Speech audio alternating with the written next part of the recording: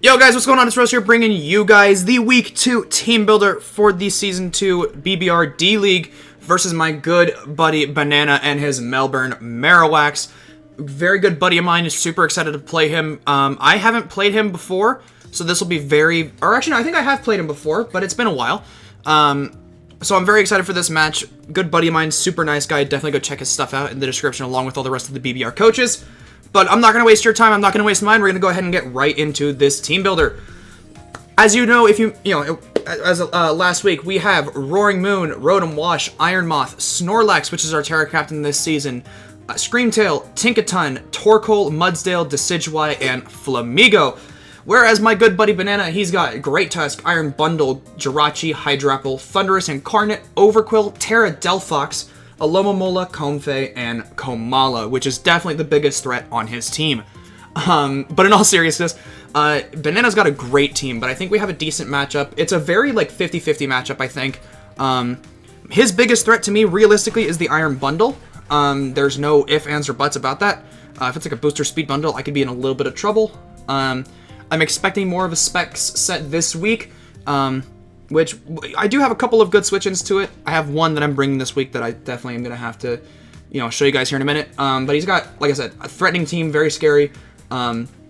His first four are kind of a problem for me between Great Tusk, Bundle, Jirachi, and Hydrapple. Hydrapple is kind of tough for me to deal with just because it completely shuts down Rotom Wash, which otherwise I feel like has a pretty good matchup this game. But yeah, guys, let's go ahead and let's get right into the team builder. First up, we're bringing Big Sploosh making his debut, the Rotom Wash with the Rocky Helmet, Volt Switch, Hydro Pump, Pain Split, and Thunderbolt. We are rocking 248 HP, 212 defense, 48 in speed with a bold nature. This is just to outspeed, the speed is just for some of the mons that he's got on his team that are going to be at a lower speed track. And the main thing is, this is kind of a Great Tusk switch-in. It's also not really a Great Tusk switch-in, because if he's like a lot of attack investment, close combat is no matter what a 2-hit KO. So I kind of have to watch out for that. That's kind of just the truth.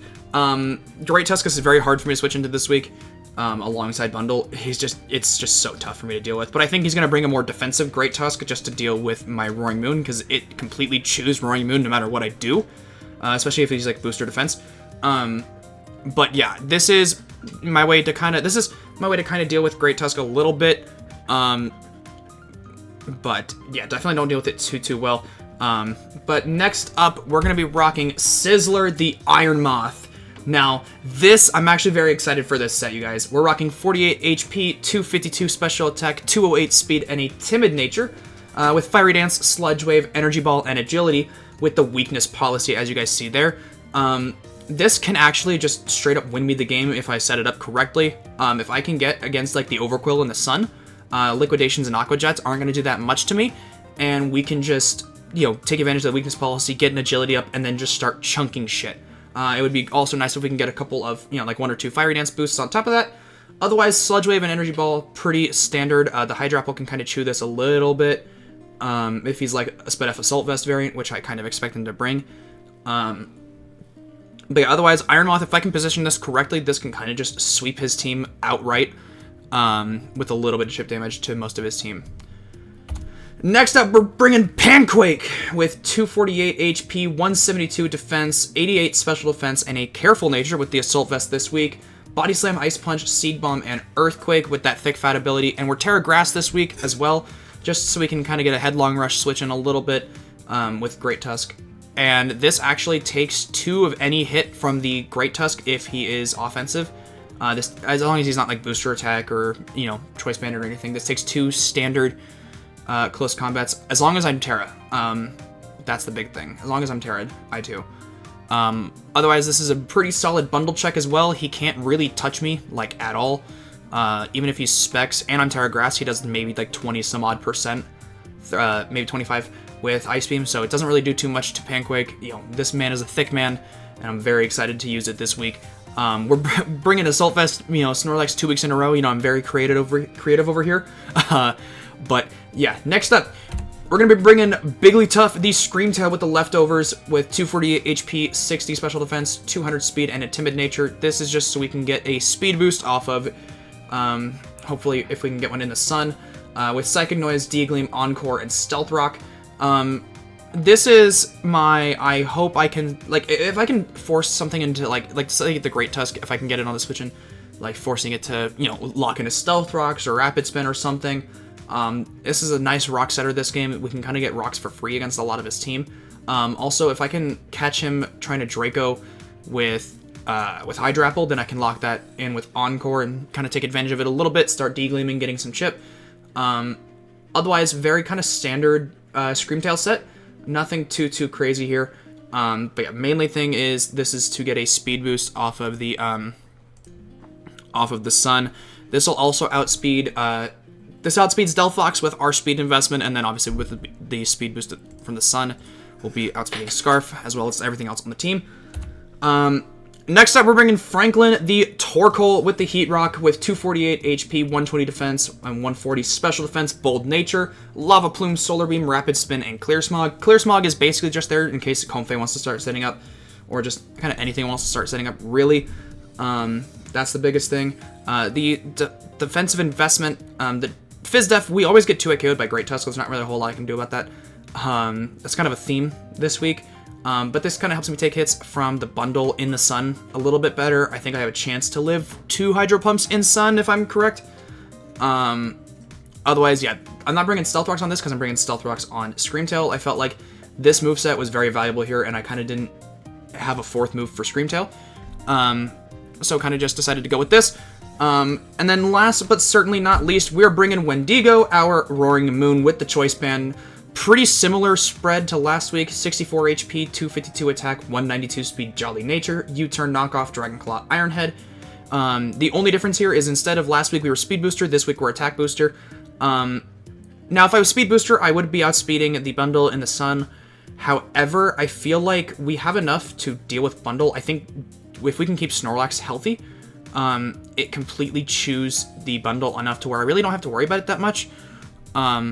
Or not necessarily that much, but I don't have to worry about it as much, is the big thing. Yeah, and this thing can honestly just start chunking shit. Obviously, outside of the defensive Great Tusk, which we talked about earlier. But otherwise, guys, that is going to do it for me. Let me know what you guys think of the team down below, and I'll go ahead and get right into the battle. Peace out. Yo, guys, what's going on? It's Rose here. Sorry, this game is going to be post-com.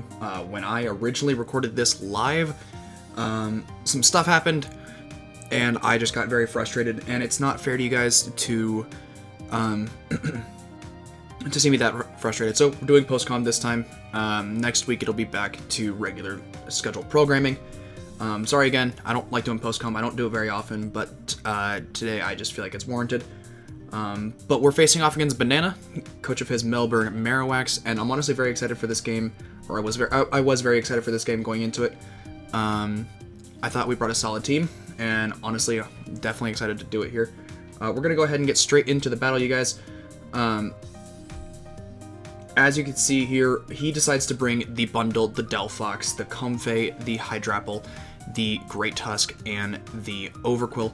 I do know that his Delphox is Terra Ground, which I thought was kind of interesting because I felt like I had some decent ways to beat a ground type on my team, both that from what I brought and what I didn't, between things like Rotom Wash, which I kind of get, I guess, to an extent, to be able to block those Volt Switches. I could potentially do with it. But here we go. We're going to go ahead and decide to lead with Rotom Wash here. I felt like it was pretty solid into everything barring a Hydrapple lead. I could Volt Switch on basically everything not named Great Tusk. And honestly, I felt like this gave me some good momentum early on. And if he led with Great Tusk, then I can get a nice Hydro Pump off. But as you're about to see, he's actually going to lead off with the Hydrapple once this all gets connected. Which is very, very, very bad for our start here. This is like the exact lead I did not want to see, and that is the exact lead we are seeing. At this point, I'm just sitting here like, what the fuck? This is not what I wanted to see lead. I did not want to deal with it, but here we are. We're just gonna go ahead and click a quick Volt Switch. Jesus, that is some tongue twister right there. And And here I'm just trying to figure out what I want to do. I'm going to end up going into Screamtail here, as this is kind of like my dedicated Hydrapple check. Giga Drain does about 30%, which does tell me that he doesn't have any special attack investment, which is kind of crazy because that did so much damage, and it means that he just has very little special attack investment. I'm going to go ahead and just get out my rocks, because if he wants to go into Great Tusk, that's his, that's his choice, but I didn't expect him to go into Great Tusk because I felt like it was not a great switching into the Screamtail, but he does end up going into the Overgrowth, which is honestly his best switch into this thing. Just because obviously Fairy being neutral against it, but him being able to hit me with super effective like gunk shots or something, didn't really want to deal with that. And I'm gonna end up, I believe I end up going into Rotom Wash here, just because this is like my physically defensive check to most of his team. This would be like the primary switch in at this point, because if you guys saw in the team builder, I don't switch into Great Tusk at all, whatsoever. I'm gonna go, so, or at least with, close combats or anything, but I'm gonna go ahead and go into Big Sploosh here. He's gonna hit that Barb Barrage. He does not get the poison, which is very, very nice. And a part of me wanted to click Volt Switch here. I don't know if that's what I ended up clicking or not, but just because I felt like he was gonna go Hydrapple again. I felt like it was a pretty free switching against the Rotom Wash, because like that's kind of his dedicated check to this thing, which I believe that is what he ends up doing here. This early game is a lot of just switching around, getting these little tiny Volt Switches off on the Hydrapple, trying to get just some sort of progress going. And with what he had on his team, honestly, I believe I ended up going into Roaring Moon here, just to kind of force him out into the Comfey. Just try and take that. But no, I actually end up going into Snorlax here. Snorlax is more so my bundle check, but I do take hits from this pretty well, and I wanted to get a Body Slam off and potentially get a Para on something. I don't end up getting a Para on this, but he does miss his Dragon Tail, so it kind of evened out a little bit. Here, I believe I go for Ice Punch just because it has a chance to knock it out at this range, and he doesn't know I have it. Now, he could expect me to bring it, but he doesn't know that I have it for sure. So I felt like it was pretty safe for me to go for the Ice Punch, as it was pretty free into a lot of his team anyways. Or at least the Great Tusk, which I felt was going to be the switch-in, as that's what we're going to see come in. He's going to take a little bit of Stealth Rock damage, not too much, and we're going to do basically nothing to this Great Tusk, letting me know that he is the defensive Great Tusk that I believed he was going to be, which definitely means that Roaring Moon is significantly worse, because it cannot really break Fizdef Great Tusk, like, at all. It's very hard for me to break it with Roaring Moon. I kind of have to break it with either Rotom Wash, or if I can break it with a Iron Moth, once I'm set up with, because I have Energy Ball on it. But we're gonna go ahead, like, if I can get a switch in on this, get my Rotom in for free. He's gonna get up his Rocks, which honestly I don't mind it. Rocks suck for me a bit, but it's not like the worst thing. I was very close to clicking Hydro Pump there because I wanted to just catch that Great Tusk very, very easily. But he makes the right play. He goes into his Hydrapple. We're going to get a little bit of recovery off with Pain Split. And then here I'm just going to Volt Switch back out because I don't want to deal with this whatsoever. Or actually, no, I'm going to Hard Switch, which honestly, in hindsight, I should have just Volt Switch, just get that like extra, 3 or 5% off. It doesn't really end up mattering because he recovers a lot of that off with the Giga Drain onto my Snorlax, but here we are. I'm gonna go ahead and throw off a Body Slam here. He could go into the Great Tusk, which is exactly what he ends up doing, and I could potentially get a Para here, which I believe we do end up getting that Para right now, which is very, very nice. That means that something like a Rotom Wash can now really, really deal with it, and funnily enough, it doesn't end up coming into play, but after a Rapid Spin, Torkoal now outspeeds. Which me packing Solar Beam is very funny. We're gonna go ahead and switch into our Rotom, get a Rapid Spin. He's gonna Rapid Spin off. We're gonna get some Rocky Helmet Chip going, and he's gonna get that Leftovers recovery. This Great Tusk is now at about 50%, a little closer to 60. Every fiber of my being wants to click Hydro Pump, because if he wants to sack this off, that's so huge for me. But I know he's not gonna do that because he needs this for Roaring Moon. It's imperative for him to keep this around. He's gonna go into the Hydrapple, which is what I expect him to do. And honestly, here I really want to bring in Roaring Moon just because it just obliterates this thing if I can hit it with a Dragon Claw.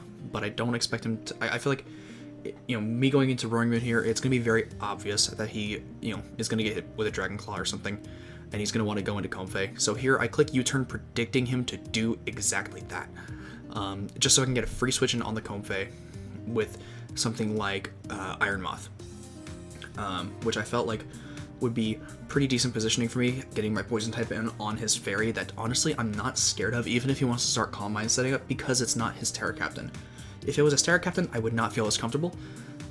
He is going to end up switching in his Comfey, and with that damage, we actually do find out that that is a max Phys Def Comfey, and with that, I don't think he's going to be doing, he's not going to be doing too much damage with it, so I'm very comfortable actually bringing in Torkoal, not Iron Moth here. I want to get a nice little rapid spin off. He is going to U-turn off. He's going to do basically nothing. It's not really worth calking. I know he's Phys Def, probably bold. If he's impish, nothing, whatever. I'm going to end up clicking that rapid spin, getting rid of these rocks, get basically worthless chip on the Hydropple because, again, with Regenerator and Giga Drain, it's a very thick mon.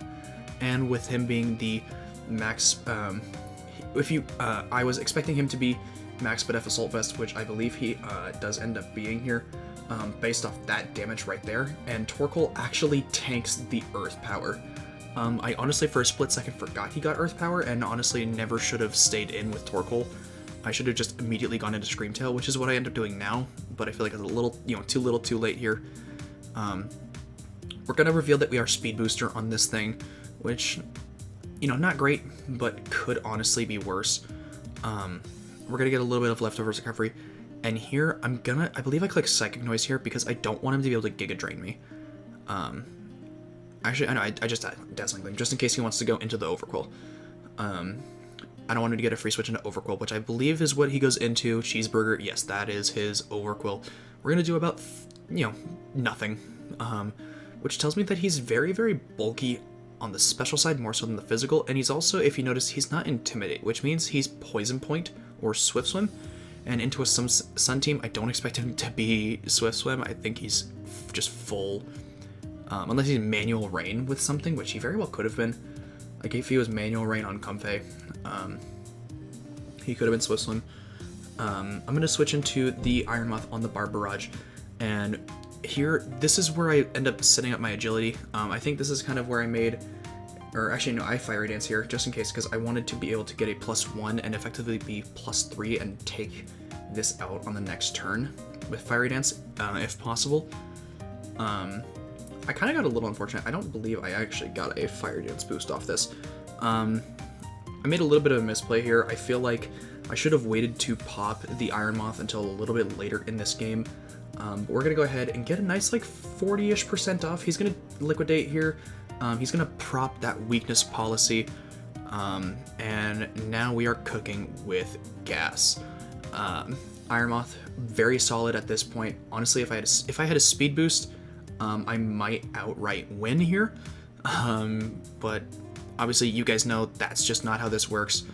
I didn't have my speed boost, so not quite able to do exactly what I want to here. I didn't end up getting the Fiery Dance boost like I mentioned. Here I'm just going to go ahead and hit it with another Fiery Dance, hopefully get a +1, get to +3, but I don't, unfortunately. But we're going to get rid of the Overquill. The sun is gone, which means, my Fiery Dances aren't going to be doing as much. He's going to be bringing in his Iron Bundle, which I don't want to. If I was +2 speed, I would stay in. I'd click Energy Ball, and this thing would be gone 7 ways to Sunday for free. But like I said, we're not +2 speed. You guys know that. So I'm kind of forced to make a decision here. I felt like Iron Moth was still very, very good in this game because of the fact I could easily just set up an agility later in the game and still do some decent damage.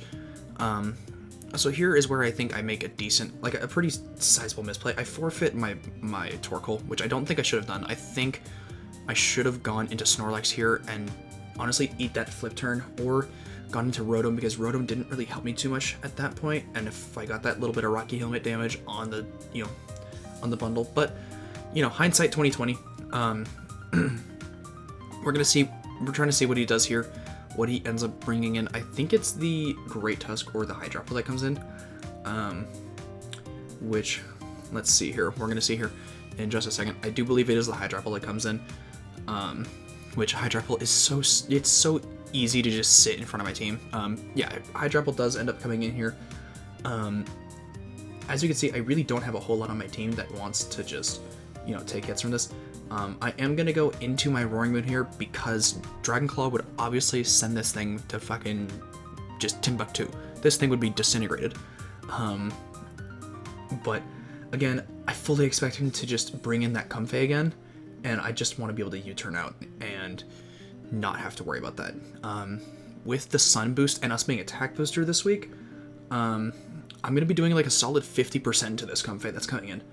It's gonna be chunked. Well, except for the fact that it doesn't do 50% because this thing is Fizdef as shit. He is at about 50%, I misspoke. We're gonna be, you know, I'm calculating here to see if I can take a hit from this with the Iron Moth, and I do take Stored Power. I believe I take Stored Power into U-turn, so here I just throw off a Sludge Wave.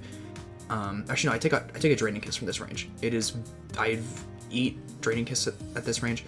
I think here I maybe should have set up an Agility, because I believe I did live 2 Draining Kisses.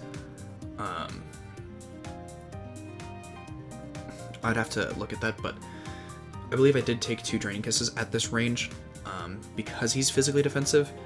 Yeah, I would have taken 2. So I probably should have set up a Agility and just gotten, honestly, if I had done that, this game might have just been over. That would have been very nice. Here, I'm just gonna sack off Rotom now because I don't think it has any value here at this point. And at that point, it's not worth it to me to have him on. That basically brings no value to anything except for taking on the Great Tusk, and realistically, I'm not that afraid of Great Tusk at this point. He's going to flip turn out, though. We're going to get a little bit more Rocky Helmet chip on this thing. Yeah, no, I definitely... Watching this back right now, I definitely should have Agility on that turn against the Comfey, because I think I might have just won with Suns being up at that point. It might have been, well, not it wouldn't have been over, because we do know, based on the damage we've been doing to this Hydrapple, we know he's max Spadef Assault Vest, and I'd have to get like a couple of Fiery Dance boosts in order to 2-hit KO with Sludge Wave, and that's, yeah. I would have chunked this thing though, done a lot to it, potentially, but you know what? Doesn't end up working in our favor. That's okay. We're gonna bring in the Screamtail here, on that Volt Switch. He's gonna Draco, doesn't do anything because Fairy type, and I'm gonna throw off, I believe, a Psychic Noise this time because I don't want him to, I set up my rocks this time. I set up my rocks because late game rocks, honestly, he's got 2 Mons that are weak to rocks, left out of the 4 he's got left. And Great Tusk being weakened, I don't expect him to bring that in. Hydrapple, honestly, I'm not really afraid of Hydrapple at this point, which, you know, it is what it is, but here we're actually going to Psychic Noise, just I don't want him to Giga Drain me anymore, if I can help it. So we're going to throw off that, Psychic Noise. He can't use Giga Drain, which is what he does there. And I believe here I Encore him into Giga Drain, just because in my mind at this point, I kind of misunderstood how Psychic Noise worked. I thought it would prevent him like entirely from using it. It only really helps on the next turn. So here I should have just kept clicking Psychic Noise and basically prevented him from ever doing anything, because he's Encored into a move that he can't click, which I believe would force him to struggle. But I don't, as you see, I do end up going into my Snorlax, because I felt like I can take on the Dracos pretty well. If he Dragon Tails me out, it's not that big of a deal. Definitely looking back at this is like I've made a few misplays in this game. Like I said, I wasn't focused in this game at all, and that's nothing. I'm not trying to excuse how I played in this game. I didn't play very well, regardless. Which is, you know, why we're here. But I'm gonna go ahead, throw off a body slam. I know he's gonna bring in the Great Tusk, but honestly, getting a body slam off would just get a little bit of chip is nice. Plus, if I can get a pair on this and make it a little bit more manageable, that'd be great. But he does switch out like I expect him to. He brings in the Big Mac like I expect him to. This is everything that I more or less expected to happen. And he's gonna get a little bit of leftovers recovery here. It was a good roll to take a close combat if I Terra'd. It looked like it was a roll in my favor, but I stay in, I Terra with Seed Bomb to try and take this close combat, when in reality I honestly never should have. Or it was a roll to kill Terra Seed Bomb. At the range he was at, it was a roll. What looked like it was in my favor, but we're gonna go ahead, throw off a Seed Bomb here. He got a crit Rapid Spin, doesn't really matter. He lives on 1, which is like super fucking unfortunate. He lived on 1, which if I got that roll, this game could have been a little bit different. I would have been able to use this for bundle. I do go down to the close combat here, which sucks. But it is what it is, you know, nothing I can really do about it. Here, I believe I go into the Roaring Moon just so I can get a little bit of momentum going. And with him having no dragon, or no fairy here, I just click Dragon Claw for free. It kills at this range, and he doesn't have anything that wants to switch in on this thing. So I click Dragon Claw. Hindsight, U-turn was a chance. It looked like it might have been a roll to kill at the range he was at, but I wasn't confident in it, and I just wanted to get rid of this thing. I was tired of it. His Great Tusk was a huge problem for me. So, well played to Bonana on that front. Huge issue for me. At this point, I pretty much don't have anything to deal with bundle. My biggest bundle check was Snorlax, and I kind of threw it away because I believed I was going to kill with the Seed Bomb. And honestly, I was close. It was going to be a very close one. We're going to go ahead and sack off Rotom here because out of the 3 mons he's got left between Bundle, Hydrapple, and Delphox, Rotom doesn't really provide anything for me. He's going to Freeze Dry and take us out. I will let you know, I believe that is Specs Bundle.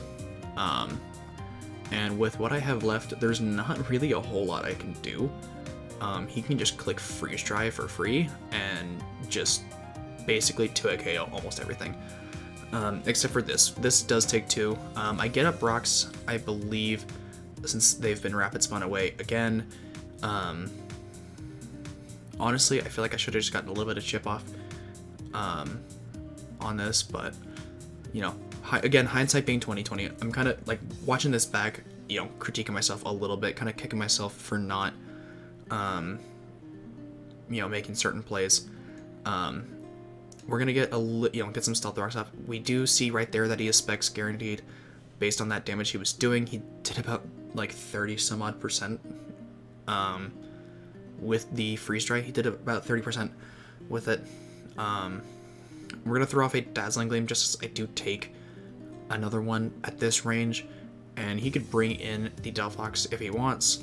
I'm perfectly okay with that at this point, knowing that at this point in the game, there's not really a whole lot I can do to stop him. Bundle, if he just switches this out and brings it back in after sacking either Delphox or the Hydrapple, which is what he brings in right now, do about 20-ish% with the D-Gleam, which is some decent damage.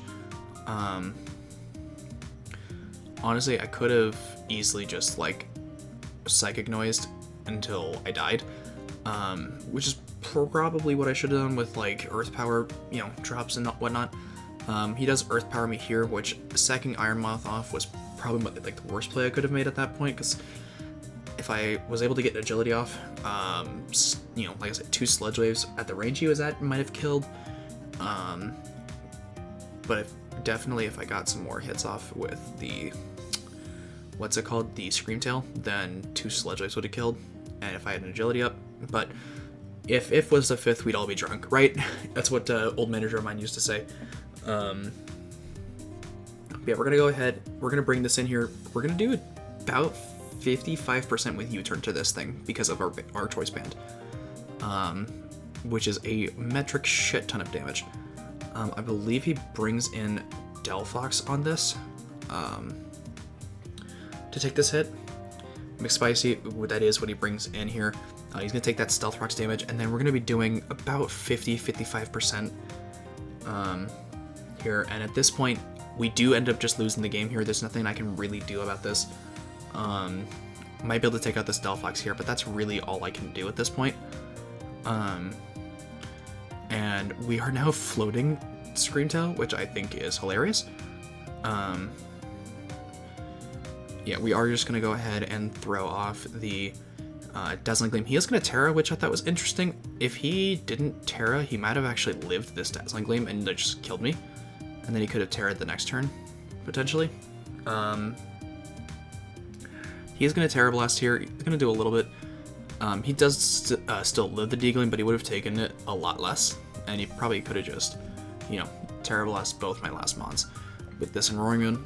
We're going to get rid of the Delphox, and instead of making this a 3-0 loss, we're going to make it a 2-0 loss, which helps the record a little bit, bring it a little closer, helps us for potential playoffs later in the season. And we're just going to be losing to the Specs Iron Bundle. Is just going to click Ice Beam here and absolutely send me to fucking Zimbabwe. There's no way around it. Honestly, like I said, I did not play that great week 1, and I feel like I played even worse week 2. I just don't think I was able to utilize any of the prep that I brought. And it just didn't, nothing worked in my favor. As well, so like it just nothing. I felt bad because Bonana's such a great guy, and I feel like I could have, done a much better game here, and I just don't think I was able to do that for him. But we are gonna go ahead and take a 2-0 loss to Bonana here. He's just gonna go ahead and click Specs Ice Beam and absolutely send me fucking packing. GG's to Bonana. We're starting BBR 0-2, which is not how I wanted to start things. But that's how we're starting things. So, GG's to Bonana, he played a great game, and I'll see you guys in week 3, where we hopefully are able to take a dub for the first of the season. So I'll see you in week 3. Peace out.